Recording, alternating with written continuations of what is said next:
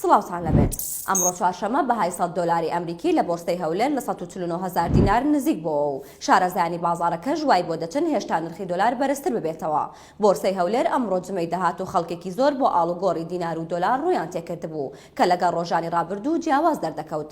کەیفی خۆشناو ئەنجومەنی بۆرسەی ئاڵوگۆڕی دراوی هەولێر بە 964 باسی لە هۆکارەکانی بەرزبوونەوەی بەهای دۆلار کرد و دەڵێت کەسانێک هەن یاری بە نرخی دۆلار دەکەن بۆیە پێویستە حکوومەتی عێراق و بانکی ناوەندی بێنە سەرخەت بۆ ڕێگریکردن لەم یاریکردنە بە نرخی دۆلار.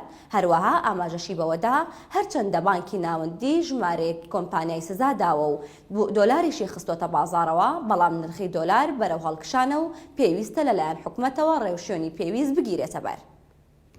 مۆڵەتی تۆڵکردنی 48 کاتژمێر بە ژمارەیەک دوکانی بازاڕی شۆڕیجەی کەرکووک دراوە کە دەکەوێتە نزیک پەیکەری مامەڵیشە و دەوترێت بە مەبەستی ئەنجامدانی پرۆژەی وەبەرهێنان دوکانەکانیان تێک دەدرێن.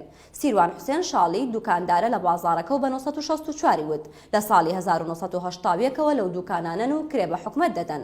مانگی ئایرپیان وتراوە گرێبەستەکانیان نوێ ناکرێتەوە و دەیدەن وەبەرهێنەرێک تابی کاتە پرۆژەیەکی بازرگانی.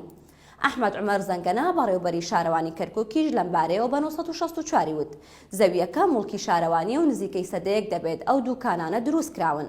بیناکە مەترسی ڕووخانی لەسەرا بۆیە بڕیارماندا بە شێوەی موساتەحا بدرێت بە وەبەرهێنەر.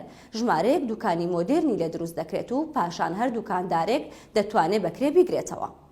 هاتوچۆی پارێزگای دهۆک دەڵێت هەندێک کەلوپەل قەدەخەن نابێت هاوڵاتیان و شۆفێران بەکاری بهێنن.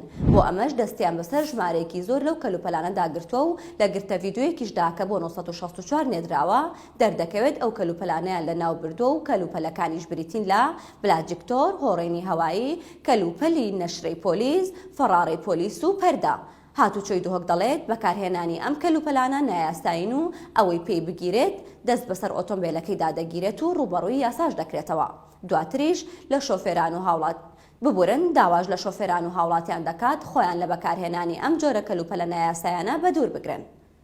کاتێکی شات.